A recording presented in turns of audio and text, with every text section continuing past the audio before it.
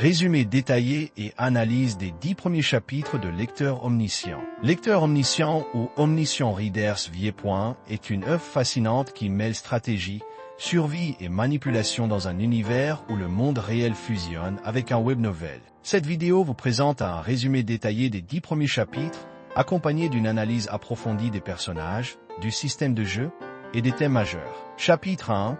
Un monde devient fiction. L'histoire commence avec Kim Dok-ja, un employé de bureau ordinaire de 28 ans. Sa vie est banale, sans but précis, à l'exception d'une chose. Il est le seul lecteur à avoir terminé un web novel intitulé 3 façons de survivre dans un monde en ruine. TWSA. Il suit cette histoire depuis des années et en connaît chaque rebondissement. Alors qu'il est dans le métro, il reçoit un message de l'auteur du web novel lui annonçant que l'histoire va devenir réalité. Peu après, le train s'arrête et un être étrange appelé Dokaibi, un gobelin, apparaît sous les yeux des passagers. Ce dernier annonce le début du scénario principal. Tuer une personne en 30 minutes, les passagers sont sous le choc, incapables de réaliser que ce n'est pas une blague. À ce moment, Kim Dok-ja comprend qu'il est le seul à savoir ce qui va se passer. Chapitre 2. Un jeu mortel, le temps est compté. Le premier scénario est une épreuve cruelle, conçue pour détruire les barrières morales des survivants. La panique s'installe, les passagers s'observent avec méfiance, craignant de devenir victimes. Mais Kim Dok-ja refuse de tuer. Il sait que certains personnages présents dans le train sont voués à mourir. Il repère un criminel qui a déjà un casier judiciaire et manipule la situation pour le pousser à attaquer un autre passager. L'homme est tué en légitime défense par une autre personne, validant ainsi la quête. Kim Dok-ja a trouvé une faille dans le système, lui permettant de survivre sans se salir les mains.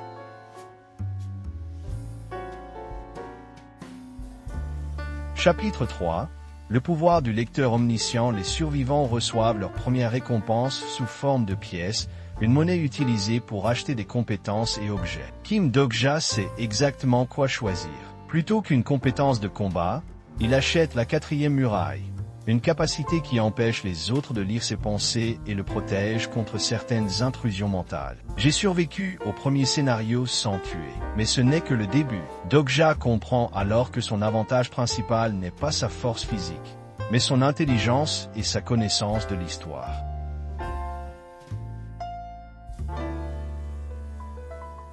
Chapitre 4.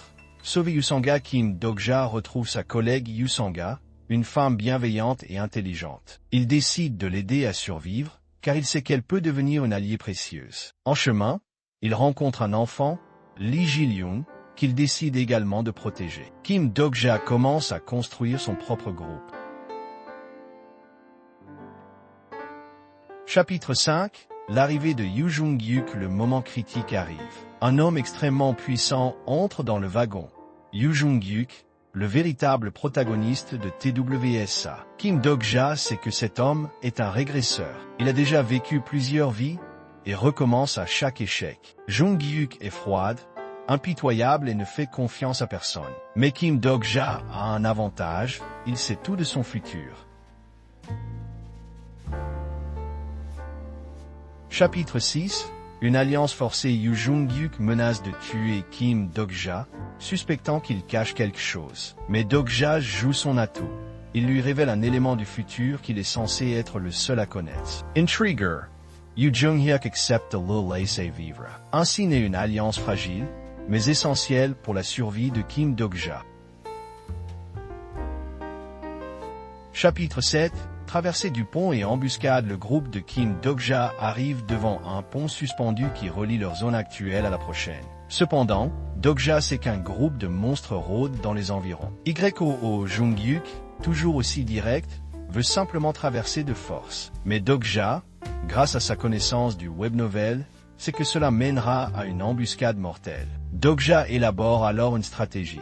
Attirer les monstres en lançant des objets sur le pont et les forcer à révéler leur présence. En parallèle, il fait en sorte que les membres de son groupe se positionnent stratégiquement. Grâce à cette approche méthodique, ils parviennent à traverser avec un minimum de pertes, contrairement à ce qui aurait pu arriver sans son intervention. Chapitre 8. Tentative de trahison. Alors que le groupe se repose après la traversée du pont, il rencontre un autre groupe de survivants. Ces derniers se montrent d'abord amicaux, offrant de la nourriture et proposant une alliance. Cependant, Dokja se méfie immédiatement. Dans le roman, ce groupe est connu pour tendre des pièges aux autres survivants afin de s'emparer de leurs ressources. Dokja décide de tester leur sincérité en leur posant des questions sur leur itinéraire et leurs objectifs. Comme il s'y attendait, les réponses sont floues et contradictoires. Il met alors son propre plan en marche. Feignant l'ignorance, il laisse ses traîtres croire qu'ils ont l'avantage. Lorsque ceux-ci tentent de les attaquer pendant la nuit, Dokja et son groupe ripostent immédiatement, neutralisant la menace avant qu'elle ne devienne fatale. Cet épisode marque un tournant pour Ykoo Sanga et Lee Ji-lyung, qui réalisent à quel point l'humanité peut devenir cruelle dans ce monde impitoyable. Chapitre 9. Le premier boss. Après avoir évité la trahison, le groupe atteint une salle souterraine où les attend un boss de scénario. Une créature massive, une sorte de serpent géant recouvert d'écailles métalliques. Ykoo Jung-hyuk, en tant que protagoniste, attaque sans hésiter. Mais Dokja sait que cela ne suffira pas. Plutôt que de se fier uniquement à la force brute, Dokja utilise un point faible du monstre qu'il connaît grâce au web novel. Une petite zone sans écailles sous sa tête. Il guide son groupe pour distraire le serpent pendant que Ykoo Jung-hyuk frappe précisément cette zone, menant à une victoire plus rapide et avec moins de risques. Après cette victoire, chaque membre du groupe reçoit une récompense sous forme de points et d'objets spéciaux. Dokja, grâce à ses actions et son intelligence, obtient également l'attention des constellations. Chapitre 10. L'attention des constellations. Les constellations sont des êtres célestes qui regardent les scénarios se dérouler comme s'il s'agissait d'un divertissement. Elles peuvent parrainer des survivants et leur offrir des compétences spéciales en échange d'un spectacle digne d'intérêt. Kim Dokja, grâce à son approche atypique et son intelligence stratégique, commence à attirer l'attention de plusieurs constellations. Contrairement à Ykoo Jung-hyuk, qui repose sur sa puissance brute, Dokja devient un joueur imprévisible, ce qui intrigue ces entités divines. L'une des premières constellations à s'intéresser à lui est la vieille dame du néant, qui lui envoie un message mystérieux, suggérant qu'elle pourrait le parrainer s'il continue à se démarquer. D'autres constellations suivent également son évolution, certaines favorables, d'autres hostiles. Ce chapitre marque un moment clé. Dokja comprend qu'il peut utiliser les constellations à son avantage, en jouant avec leurs attentes et en manipulant leur perception de lui. Je ne suis pas le protagoniste, mais je suis le seul lecteur omniscient.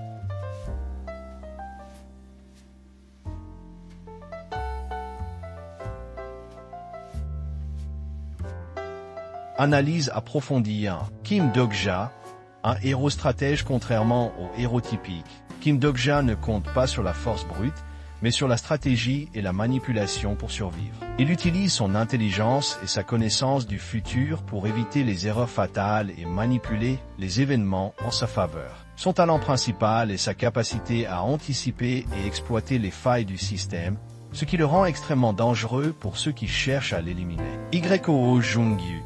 Le protagoniste oublié Ykoo Jung-hyuk est un héros tragique, condamné à revivre sans cesse les mêmes souffrances. Son approche est radicalement différente de celle de Dokja. Il fonce tête baissée et fait confiance uniquement à sa force. Cela crée un contraste fort entre les deux personnages, rendant leur dynamique particulièrement intéressante. Le système de jeu et les constellations, les scénarios forcent les survivants à se battre pour le divertissement des constellations, des êtres supérieurs qui influencent les événements. Dokja apprend rapidement à manipuler ces entités, transformant ce désavantage en un outil stratégique. Le système des constellations ajoute une couche supplémentaire de complexité. Dokja doit non seulement survivre aux épreuves, mais aussi gérer son image auprès de ces êtres divins, afin de maximiser ses gains sans devenir leur marionnette.